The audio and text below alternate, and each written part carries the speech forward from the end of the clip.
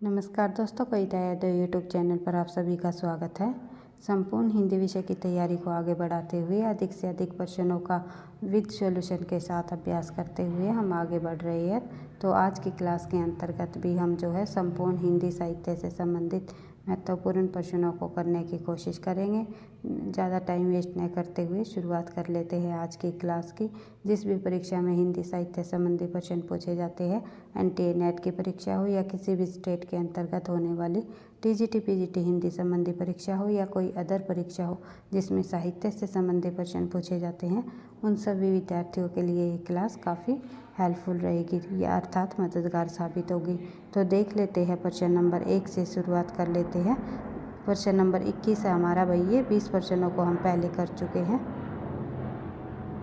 इसमें दिया हुआ है, हिंदी अपने जन्म से ही ब्रज भाषा की प्रवृत्ति के साथ खड़ी बोली की प्रवृत्ति के लिए आई थी। ब्रज भाषा के हाथ में दिए खड़ी बोली उतरी है। तो ये पंक्तियाँ है, ये किसके द्वारा कही गई है, किस विद्वान के द्वारा कही गई है हिंदी के संबंध में। ये जो कथन है किसने कहा है, तो ये आचार्य रामचंद्र शुक्ल जी का कथन है।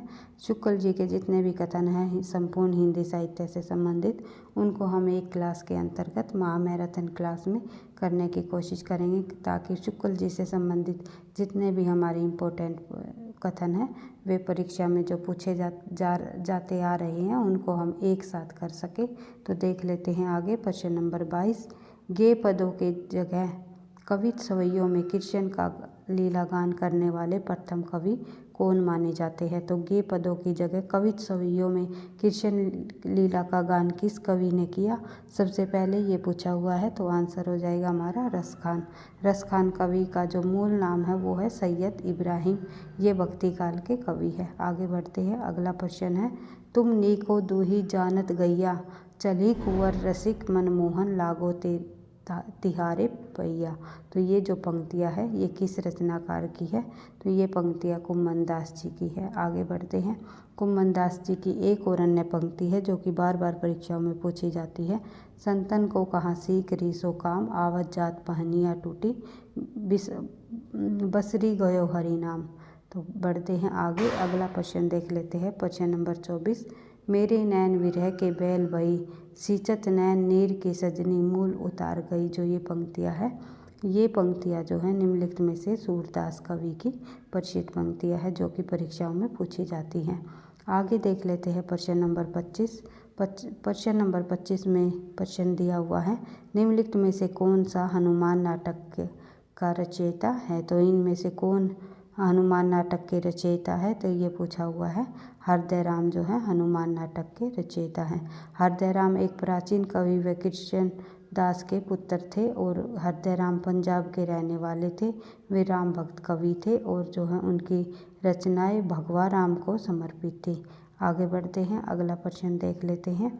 प्रश्न नंबर 26, अब मैं पूर्ण यौवन को प्राप्त हूँ और स्वामी कृष्ण के अतिरिक्त किसी को अपना पति नहीं बना सकती। जो ये पंक्तियाँ है ये एक कवयित्री हुई है अंडाल कवियत्री की ये पंक्तियाँ है जो आलवर भक्तों में शामिल है। पढ़ते हैं आगे, अंडाल का जन्म गोदा देवी के रूप में हुआ था। गोदा देवी भी कहा जाता है और वह तमिलनाडु के 12 आलवरों में से एक रही है। विष्णु चिता की गोद ली हुई बेटी मानी जाती है ये, और ये आलवर ही थी। अगला प्रश्न देख लेते हैं। प्रश्न नंबर 27, ललित ललाम किसका ग्रंथ है। तो ललित ललाम निम्नलिखित में से मतीराम जी का ग्रंथ है।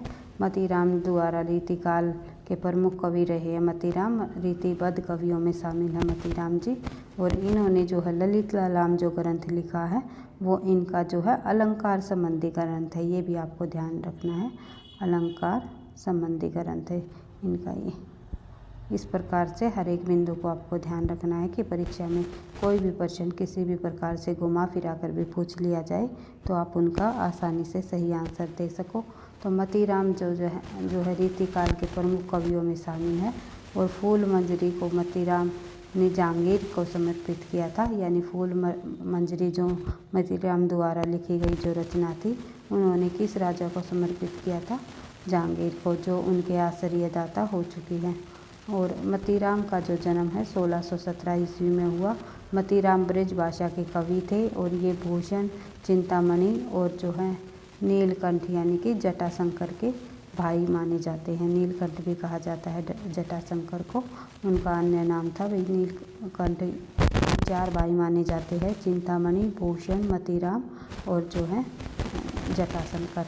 मतीराम के 4 प्रसिद्ध ग्रंथ भी है। कौन कौन से? फूल मंजरी, ललित ललाम, मतीराम सतसई और रसराज। काफ़ी बार परीक्षा में पूछे जाते हैं इनके ग्रंथ। आगे बढ़ते हैं। डॉक्टर बच्चन सिंह के अनुसार रसराज मतीराम का प्रथम ग्रंथ है। अगर ये पूछ लिया जाए बच्चन सिंह ने मतीराम का प्रथम ग्रंथ कौन सा माना है, तो रसराज।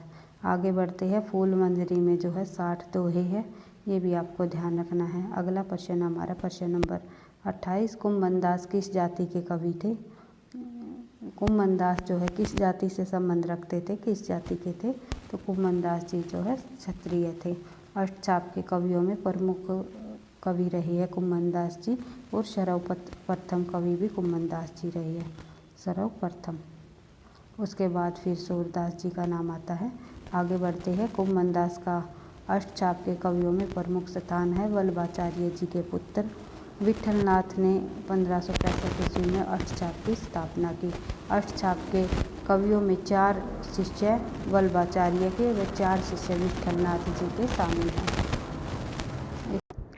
अष्टचाप के कौन कौन से कवि हैं, तो ये देख लेते हैं। अष्टचाप के अंतर्गत कुम्भनदास, सूरदास, परमानंद दास और कृष्णदास, ये 4 कवि जो हमारे वल्लभाचार्य जी के शिष्य माने जाते हैं। और गोविंद स्वामी, छेद स्वामी, चतुर्भुज दास और नंददास, ये 4 जो शिष्य है ये विठलनाथ जी के शिष्य है। यानी 4 ये भक्त कवि है अष्टचाप के, ये विठलनाथ के शिष्य है और 4 हमारे वल्लभाचार्य जी के शिष्य माने जाते हैं। आगे बढ़ते हैं। प्रश्न नंबर 29 देख लेते हैं।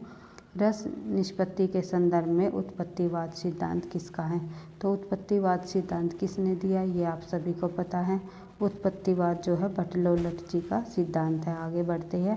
चारों रस के व्याख्याताओं के सिद्धांत हम यहाँ पर देख लेते हैं। कोई भी सिद्धांत अगर परीक्षा में पूछा जाए तो आप जो है इनका आंसर बता सकते हो, क्योंकि इन तथ्यों को जब आप बार बार रिवाइज करोगे तो ही आपको ये याद रह पाएंगे, अन्यथा परीक्षा में हमें कन्फ्यूजन हो जाता है। ये प्रश्न जो है ये जो सिद्धांत किस विद्वान का है या किसके द्वारा दिया गया, तो इस प्रकार से सभी प्रश्नों को आप लोगों को परीक्षा तक बार बार रिवाइज करते हुए चलना है, ताकि सभी तथ्य जो है बार बार रिपीट होते रहे और परीक्षा में आप इनके माध्यम से जब परीक्षा में प्रश्नों को हल करने की कोशिश करो तो इन प्रश्नों के माध्यम से, किए हुए प्रश्नों के माध्यम से आपको काफ़ी मदद मिल सके। तो इस प्रकार से मैं उम्मीद करती हूँ कि मेरे द्वारा कराए जा रहे जो संपूर्ण हिंदी साहित्य से संबंधित व्याख्या सहित प्रश्नों की जो ये श्रृंखला है आपको पसंद आ रही होगी। अगर आपको पसंद आ रही है तो प्लीज़ वीडियो को आप लाइक करते हुए चलो, क्योंकि आपके लाइक करने से और जो है कमेंट करने से मुझे नेक्स्ट क्लास बनाने का मोटिवेशन भी मिलता है। भटलोलट जी का जो सिद्धांत है वो है उत्पत्तिवाद, शंकुक का है अनुमितिवाद, भट्टनायक का है भुक्तिवाद, अभिनव गुप्त का है अभिव्यक्तिवाद। पढ़ते हैं आगे। अगला प्रश्न हमारा प्रश्न नंबर 30। हिंदी साहित्य के 80 वर्ष किसका ग्रंथ है? हिंदी साहित्य के 80 वर्ष नाम से ग्रंथ लिखा है शिवदान सिंह चौहान का। हिंदी साहित्य के 80 वर्ष आपको ध्यान रखना है। बढ़ते हैं आगे। शिवदान सिंह चौहान जी का ग्रंथ है।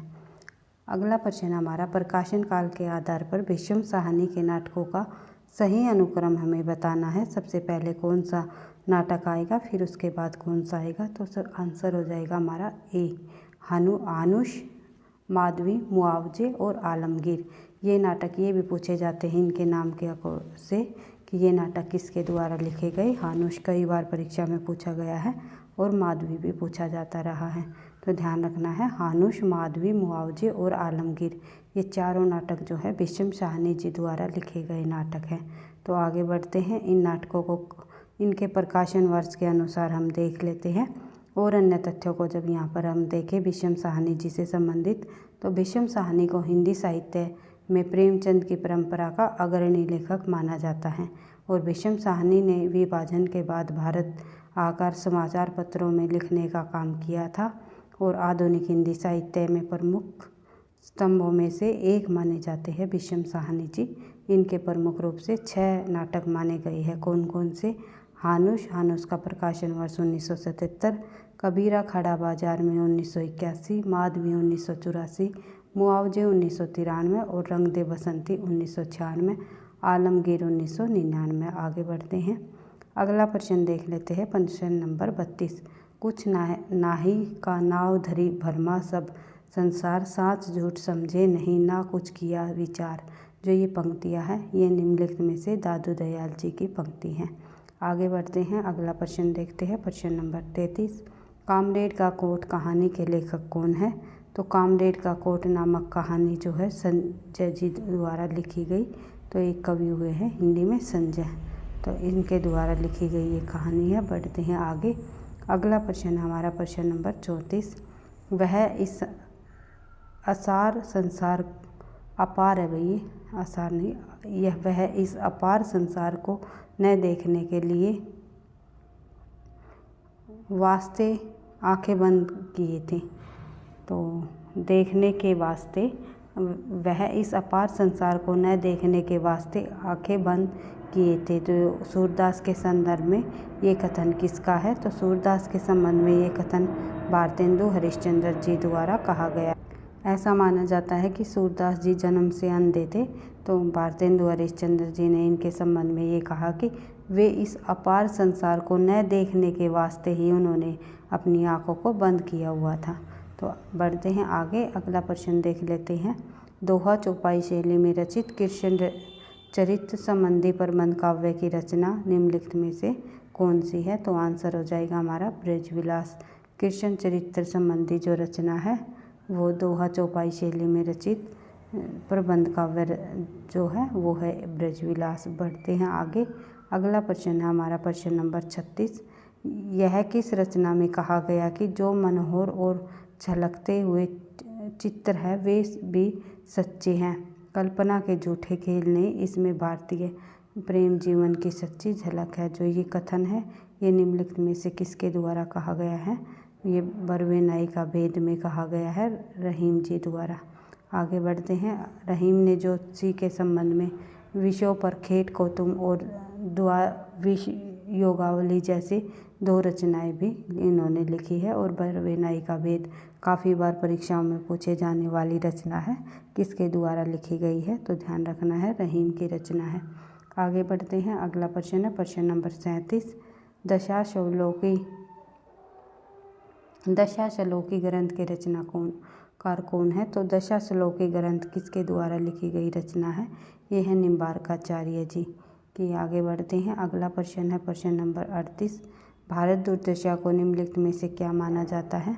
तो भारत दुर्दशा को जो है एक तरह से नाट्यरासक माना जाता है। भारतेंदु हरिश्चंद्र जी द्वारा लिखा गया नाट्यरासक भारत दुर्दशा 1880 में प्रकाशित हुआ। और अन्य रचनाएं भारतेंदु हरिश्चंद्र जी की जो कि वेदिक हिंसा न भवती इनका प्रहसन है, और विस्मय विस्मोधम इनका भाण है, और प्रेम जोगनी इनकी नाटिका है, नील देवी गीत रूपक है, और अंधेर नगरी भी प्रहसन है। आगे बढ़ते हैं।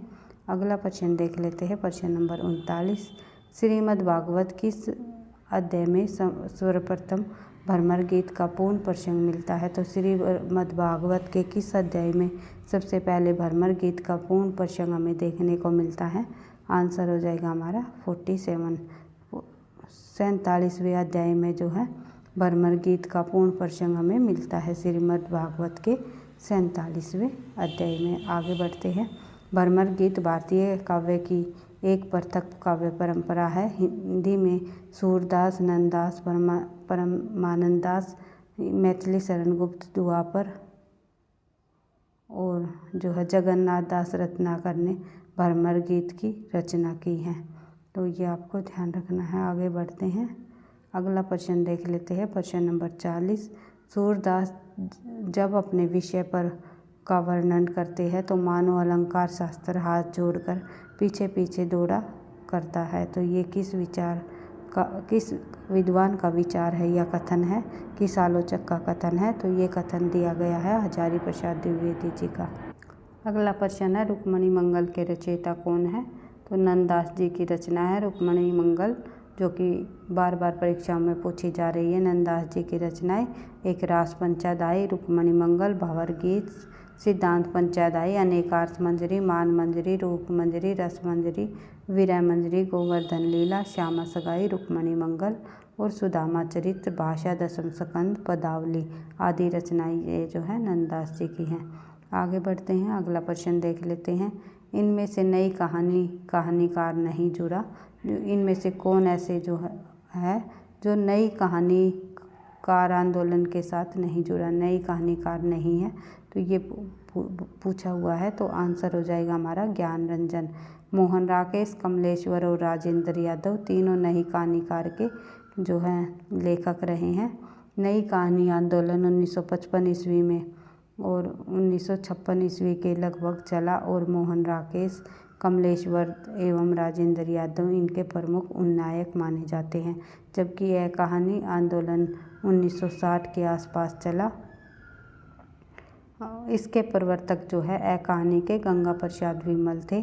ज्ञान रंजन, दूधनाथ, रविंद्र कालिया, सुधा अरोड़ा आदि इस आंदोलन के प्रमुख कहानीकार माने जाते हैं। आगे बढ़ते हैं, अगला प्रश्न देख लेते हैं। प्रश्न नंबर 43। रावे रूप की रीति अनूप नयो नयो लागत जो जो निहारे पंक्ति जो है किसकी है। जो ये पंक्तियाँ हैं निम्नलिखित में से घनानंद जी की हैं। आगे बढ़ते हैं, घनानंद रीतिकाल रीति मुक्त धारा के शिखर कवि पुरुष माने जाते हैं। हिंदी साहित्य में ये प्रेम की पीर के कवि के रूप में प्रसिद्ध हुए। इनका साहित्य कई संवेदनात्मक व शैल्पिक विशिष्टताओं को धारण करता हुआ हमें दिखाई देता है। देखते हैं आगे। घनानंद जी की जो प्रमुख रचनाएं है वो है सुजानहित, इश्कलता और वियोगवेली, यमुना यश, वृंदावन प्रवास, प्रेम पत्रिका, पदावली, ये सभी जो है घनानंद जी की रचनाएं हैं। आगे बढ़ते हैं, अगला प्रश्न देख लेते हैं। आचार्य रामचंद्र शुक्ल की ऐतिहासिक दृष्टि निम्नलिखित में से जो है युग की परिस्थितियों को प्रमुखता प्रदान करती है। तो आंसर हो जाएगा हमारा बी। बढ़ते हैं आगे, अगला प्रश्न देखते हैं। प्रश्न नंबर 45। हिंदी साहित्य का आरंभ 1993 ईस्वी से जो है 993 ईस्वी से जो है किसके द्वारा माना गया। किस साहित्यकार ने हिंदी साहित्य का आरंभ 993 ईस्वी से माना। तो आंसर हो जाएगा हमारा रामचंद्र शुक्ल ने। रामचंद्र शुक्ल ने जो हिंदी साहित्य का आरंभ है 993 ईस्वी से माना है। आगे बढ़ते हैं, शुक्ल ने भाई 1050 विक्रमी संवत से जो है हिंदी साहित्य का आदिकाल की शुरुआत मानी थी, आरंभ माना था। और अगर ईस्वी में पूछ लिया जाए 993 ईस्वी। बढ़ते हैं आगे, अगला प्रश्न देख लेते हैं। अगला ये हमारा रामचंद्र शुक्ल ने हिंदी साहित्य का आदिकाल का जो प्रारंभ है 1050 आएगा भाई, ये टाइपिंग मिस्टेक के कारण 30 है। इन्होंने आदिकाल को वीर गाथा काल नाम दिया। राम कुमार वर्मा ने 693 से 1693 तक जो है हिंदी साहित्य का कालखंड का जो है अपने साहित्य में जो है दर्शाया गया है, उनकी को जो है उनका वर्णन किया गया है राम कुमार वर्मा जी द्वारा। आगे बढ़ते हैं, अगला प्रश्न देख लेते हैं। ब्रज भाषा का विकास किससे हुआ। तो ब्रज भाषा का विकास शौरसेनी अपभ्रंश से माना जाता है। शौरसेनी अपभ्रंश से जो है ब्रज भाषा का विकास हुआ। ब्रज भाषा एक क्षेत्रीय ग्रामीण भाषा है जो पश्चिमी उत्तर प्रदेश तथा उत्तराखंड में बोली जाती है। इसके अलावा यह हरियाणा, राजस्थान और मध्य प्रदेश के कुछ जनपदों में भी बोली जाती हैं। आगे बढ़ते हैं, अगला प्रश्न देख लेते हैं। पुरुष परीक्षा किस कवि की रचना है। तो पुरुष परीक्षा विद्यापति जी की रचना है। अगला प्रश्न देख लेते हैं। निम्नलिखित में से गया शुक्ल से नहीं की रचना इनमें से कौन सी नहीं है। तो शौपन रचना जो है रामनरेश त्रिपाठी जी की है। प्रेम पचीसी, कुसुमांजलि और कृषक क्रंदन तीनों रचनाएं जो है गया शुक्ल स्नेही जी की हैं। आगे बढ़ते हैं, अगला जो रामनरेश त्रिपाठी जी की जो रचनाएं है वो है मिलन, पथिक, शौपन। उसके बाद आगे बढ़ते हैं, अगला प्रश्न देख लेते हैं। अनुभूति के द्वंद्व से ही जो है प्राणी के जीवन का आरंभ होता है। उच्च प्राणी मनुष्य उस प्राणी मनुष्य भी केवल एक जोड़ी अनुभूति लेकर इस संसार में आता है। जो यह पंक्तियाँ किस निबंध से ली गई है? तो रामचंद्र शुक्ल जी द्वारा रचित भाव या मनोविकार निबंध से ये पंक्तियाँ ली गई है। आगे बढ़ते हैं, अगला प्रश्न देख लेते हैं। एक पंक्ति और दी गई है यहाँ पर, नारी का आकर्षण पुरुष को पुरुष बनाता है, उसका अपकर्षण उसे गौतम बुद्ध बना देता है। ये संवाद किस नाटक से लिया गया है? तो लहरों के राजहंस से लिया गया है, जो कि मोहन राकेश जी का नाटक है। आगे बढ़ते हैं, अगला प्रश्न देख लेते हैं। आज का हमारा अंतिम प्रश्न, चैतन्य महाप्रभु किस नाम से जाने जाते हैं? निम्नलिखित में से चैतन्य महाप्रभु का जो नाम है वो है, गौर नाम भी है इनका, गौरंग नाम से भी जाने जाते हैं और निमाई नाम से भी जाने जाते हैं। आंसर हो जाएगा उपयुक्त सभी। बाल्यावस्था में इनका नाम विशंबर नाथ था, परंतु इन्हें सभी निमाई कहकर पुकारते थे, क्योंकि कहते हैं कि नीम के पेड़ के नीचे मिले थे। गौवर्ण का होने के कारण लोग इन्हें गौरांग नाम से जानते हैं। गौर हरि, गौर सुंदर आदि भी इन्हें कहा जाता है। इनके पिता का नाम जो है जगन्नाथ मिश्र था, माता का नाम सची देवी था। निमाई बचपन से ही विश्लेषण प्रतिभा के संपन्न थे और जो है चैतन्य महाप्रभु के नाम से ये प्रसिद्ध हुए। इसी प्रकार से अधिक व्याख्या सहित प्रश्नों को हम करते हुए आगे बढ़ते रहेंगे। तो वीडियो पसंद आई लाइक करना, दोस्तों के साथ शेयर करना, चैनल पर पहली बार हो तो सब्सक्राइब कर लेना, ताकि नोटिफिकेशन आपको मिलता रहे और अधिक से अधिक प्रश्नों का अभ्यास हम इसी प्रकार से आगे परीक्षा तक करते रहे, ताकि आपको परीक्षा में जब इन प्रकार के प्रश्न देखने को मिले तो आप आसानी से उनका सही आंसर कर सको। पढ़ते रहना, आगे बढ़ते रहना। थैंक यू, धन्यवाद।